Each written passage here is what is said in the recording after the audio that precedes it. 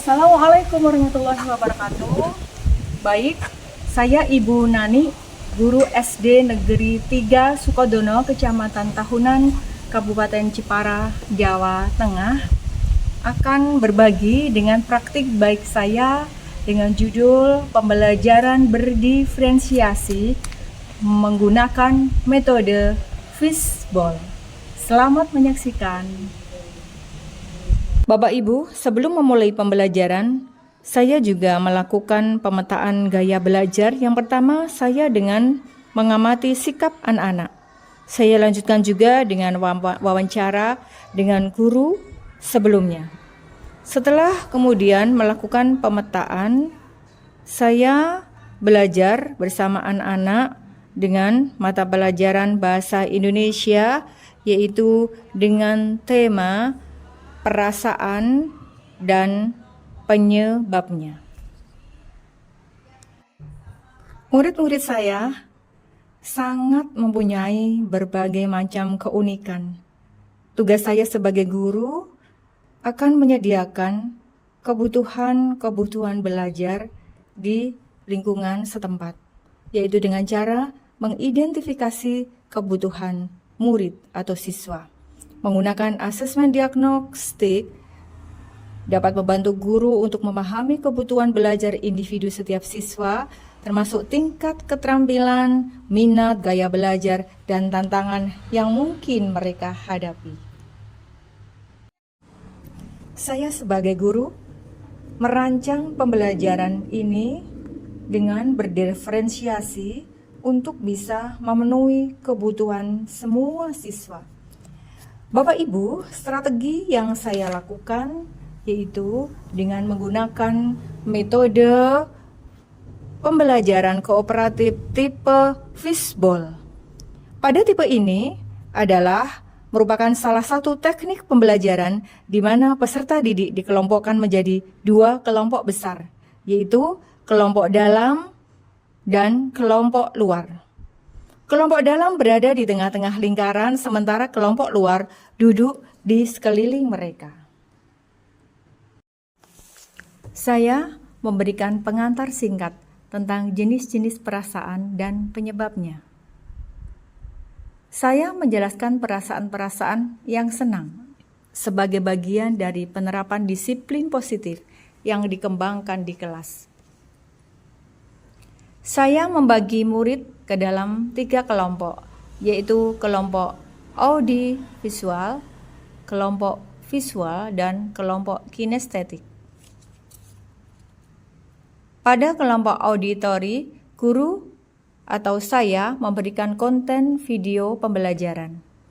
Pada kelompok visual, saya memberikan gambar emoticon dengan beberapa teks bacaan.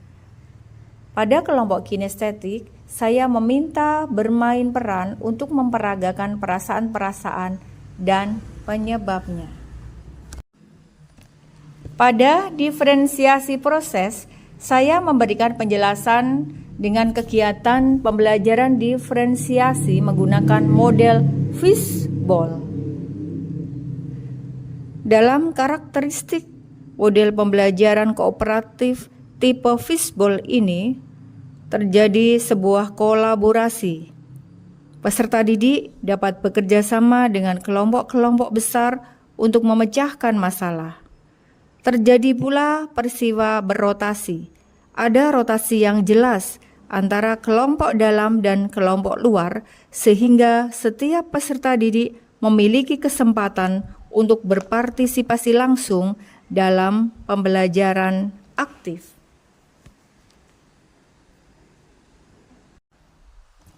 Dimulai dari kelompok dalam, yaitu kelompok kinestetik, peserta didik melakukan praktik penajaman menulis dan membaca dengan pembelajaran digital melalui aplikasi Text to Speech atau TTS. Kemudian, kelompok luar, yaitu terdiri dari kelompok visual dan kelompok auditori sebagai pengamat. Kegiatan dilakukan oleh semua anggota kelompok secara bergantian. Saya mendorong rotasi yang jelas antara kelompok dalam dan kelompok luar sehingga peserta didik mempunyai kesempatan untuk berpartisipasi aktif dalam pembelajaran.